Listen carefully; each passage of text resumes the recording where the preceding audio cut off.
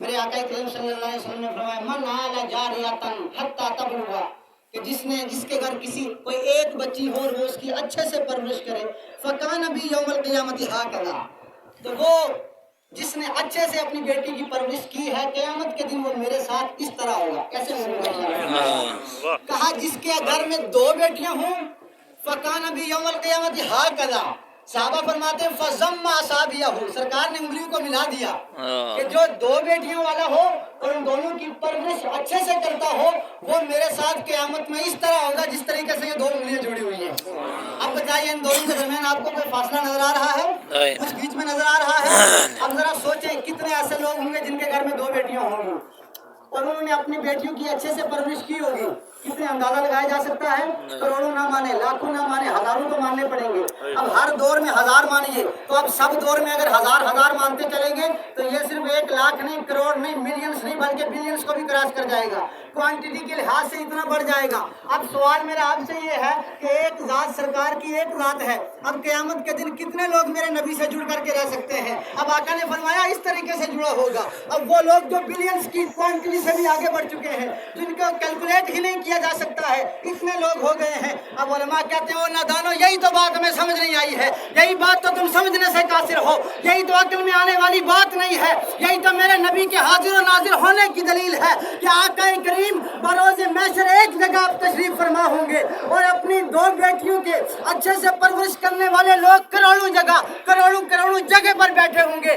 لیکن میرے نبی کو اللہ نے یہ معجزہ دیا ہے، حاضر و ناظر بنا کر کے بھیجا ہے کہ ہر آدمی کو ایسا سکون مل رہا ہوگا، تو ہر آدمی کو یہ محسوس ہو رہا ہوگا کہ وہ کہیں دور نہیں بلکہ محمد عربی کے قدموں میں بیٹھا ہوا رہا۔ سبحان اللہ، سبحان اللہ، یہ میرے نبی کے حاضر و ناظر ہونے کی دلیل ہے، سب سے بڑی دلیل، بولیں ذرا سبحان اللہ۔ آج جو کہ میں نے آیت پڑھی ہے اسی کے ضمن میں بس 5 منٹ کی گفتگو آپ ضرور سماعت فرمائیں گے۔ آپ ذرا اللہ کے چاہنے والوں کے تعلق سے جب تاریخ کے اوراق الٹیں، تاریخ کے اوراق جب آپ پڑھیں گے، اس کو کھولیں گے، پتہ چلے گا کہ اللہ کے جانثاروں میں ایسے لوگ بھی ہیں کہ جنہوں نے اپنی جان کو ہاتھ کی ہتھیلی پر رکھ کر کے اپنے خون کی سرخیوں سے دین اسلام کے ایک پودے کو تناور درخت بنا دیا ہے۔ ایسے جانباز صحابہ بھی گزرے ہیں، ایسے وفادار اور شہسوار اور جواں مردی اور جرأت و استقلال والے تابعین بھی گزرے ہیں، ایسے تبع تابعین بھی گزرے ہیں، ایسے لوگ بھی گزرے ہیں کہ جن کی نظروں میں اپنی خواہش کچھ نہیں تھی، اب جو کرنا ہے وہ رب کی رضا کے لیے کرنا ہے، کسی کو چھوڑنا ہے تب بھی رضا کی خاطر، کسی کو اپنانا ہے تب بھی رب کی رضا کی خاطر۔ آج ہماری طرح ان کا کام نہیں تھا، ہمارے انداز جو آج کل کے ہیں وہ نہیں ہے کہ اگر سنت کو کرنا ہے تب بھی اپنی خواہش کے مطابق نہیں، کچھ بھی کرنا ہے تو مرضی مولا اس میں شامل ہونی چاہیے۔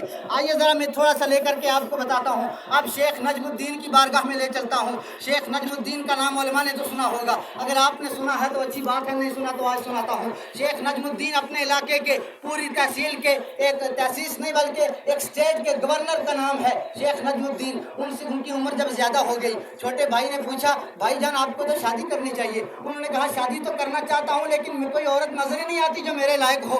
انہوں نے کہا آپ کے لائق کیوں نہیں ہوگی، آئیے میں آپ کو لے چلتا ہوں ابن سلجوقی کی بیٹی جو کہ بادشاہ ہے اس کی بیٹی سے رشتہ کرواتا ہوں۔ انہوں نے کہا نہیں وہ بھی میرے قابل نہیں ہے۔ انہوں نے کہا وزیر الملک کی بیٹی سے رشتہ کرواتا ہوں۔ انہوں نے کہا وہ بھی میرے قابل نہیں ہے۔ کہا پھر کیسی لڑکی آپ کو قابل چاہیے، آپ گورنر ہیں، آپ کی شادی بادشاہ کی بیٹی کے ساتھ کروا رہا ہوں تب بھی آپ راضی نہیں ہیں۔ انہوں نے کہا نہیں مجھے کسی کی حسن صورت کی ضرورت نہیں ہے، کسی کی دولت کی ضرورت نہیں ہے، اگر جب میں گورنر ہوں غریب سے غریب لڑکی مل جائے لیکن لڑکی ایسی ہونی چاہیے کہ جو قیامت کے دن میرا ہاتھ پکڑ کر مجھے جنت میں لے جائے۔ لڑکی کے ذریعے اللہ تعالیٰ مجھے ایسا بیٹا عطا فرمائے کہ وہ مسلمانوں کا قبلہ اول جسے بیت المقدس کہا جاتا ہے اس کو آزاد کروا کر کے اور عیسائیوں کے قبضے سے چھڑا کر کے مسلمانوں کے حوالے کر دے تاکہ پھر وہاں جو ہے وہ اس کے بعد دین اسلام کی سرشار آ جائے، پھر دین اسلام کی فضا وہاں قائم ہو جائے۔ بھائی کو ان کی بات پسند نہیں آئی، اب اتنے میں وہ چلے گئے شیخ نجم الدین ایک مسجد میں مفتی صاحب کے پاس بیٹھے ہوئے تھے۔ اب مفتی صاحب کے پاس اچانک ایک پردے کے پیچھے سے ایک عورت آتی ہے، لڑکی लड़की ने आवाज दी। मुफ्ती साहब ने कहा हुजूर अगरचे आप गवर्नर हैं, थोड़ा किनारे पर चले जाएं क्योंकि गैर महरम का मसला है, मैं जरा इनसे बात कर लेता हूँ। वो कहने लगे मैं गवर्नर हूँ, मुझे यहाँ किनारे पे किया है, इसका मतलब बात कोई पते की लग रही है। वो बाहर तो गए लेकिन दीवार के पीछे से सुनने लग गए। सीधे मुफ्ती साहब ने सवाल किया, बेटी मुझे ये बताओ, मैंने बड़ा अच्छा रिश्ता तुम्हारे घर भेजा था, तुमने उसको भी रिजेक्ट कर दिया है, बड़ा अमीर लड़का था, तुम तो गरीब हो। उन्होंने कहा नहीं, वो लड़का मेरे लायक नहीं है। उन्होंने कहा तुम्हारे लायक क्यों नहीं है, तुम्हें कैसा लड़का चाहिए? तो वो लड़की पर्दे के पीछे से बोलती है, मुफ्ती साहब मुझे किसी की दौलत की जरूरत नहीं है, मुझे किसी के जो है वो बड़े मनसब की जरूरत नहीं है, मुझे लड़का तो वो चाहिए जो क़यामत के दिन मेरा हाथ पकड़कर मुझे जन्नत में ले जाए और हम दोनों से एक ऐसा बच्चा पैदा हो, एक ऐसा बच्चा जन्म ले ले कि जिसके जरिए जो छोटी सी जमात को लेकर के सीधे वो बैतुल मक़दिस जो कि ईसाइयों के कब्जे में है उसको आज़ाद करवा के मुसलमानों के हवाले कर दिया जाए, ताकि वहाँ फिर हय्या अलस सलाह और हय्या अलल फलाह की सदाएं बुलंद होती रहे। खुदा की कसम जब ये शेख नजमुद्दीन ने सुना, दौड़ते हुए गए मुफ्ती साहब को, कहने लगे हुजूर इस बच्ची से मेरी शादी करवा दे। उन्होंने कहा हुजूर आप तो गवर्नर हैं, ये एक गरीब खानदान की बच्ची है, आप इसके साथ शादी करना चाहते हैं? उन्होंने कहा नहीं, बस जो मैं चाहता हूँ वही ये लड़की भी चाह रही है, हमारी शादी होनी चाहिए। मैं कहता हूँ खुदा की कसम जब माँ बाप ऐसे हों तो बेटा कैसे पैदा होता है, तारीख खोले तो पता चलेगा कि खुदा की कसम जब उन दोनों की शादी हो गई तो उन दोनों के मिलने से जो बच्चा पैदा होता है वो कोई और नहीं बल्कि वो बच्चा है जिसे जमाना आज सलाहुद्दीन अय्यूबी के नाम से याद करता है। वो सलाहुद्दीन अय्यूबी के जो जब किसी जंग में चले जाएं तो फतेह याबी मुसलमानों का मुकद्दर बन जाए, वो सलाहुद्दीन अय्यूबी के जिनका नाम सुनते ही ईवान ईसाईयत में जलजला बर्पा हो जाता था, वो सलाहुद्दीन अय्यूबी के जिनका नाम जुबान पर आते ही ईसाइयों के रोंगटे खड़े हो जाते थे, वो सलाहुद्दीन अय्यूबी के जिन्होंने कई सारी जंगों में शिरकत की लेकिन कभी खाइब व खासिर होकर नहीं लौटे। उसमें सबसे खास बैतुल मक़दिस वाली है।